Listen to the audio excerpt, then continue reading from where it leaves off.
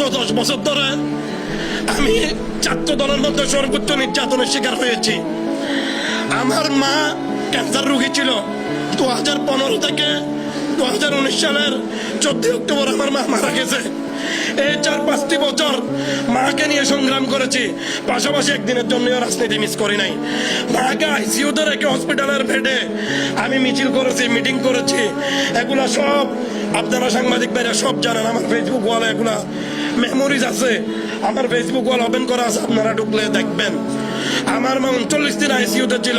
2014 সালের সেপ্টেম্বরের 5 তারিখ থেকে 2014 সালের অক্টোবরের 14 তারিখ আমার মা মারা গেছে। 39 দিন আইসিইউতে ছিল, চট্টগ্রাম, কক্সবাজার, ঢাকা সহ বিভিন্ন হসপিটালে। এরপরে 2020 এসে আমার বাবা প্যারালাইজড হয়ে গেছে ব্রেন স্ট্রোক করে। 2025-এর 13 ফেব্রুয়ারি আমার বাবা মারা গেছে। এই প্যারালাইজ বাবাকে নিয়ে 4-5 বছর দৌড়াদৌড়িতে ছিলাম। এরপরেও কখনো রাজনীতি থেকে পিছু পা হয় নাই, দূরে যায় নাই।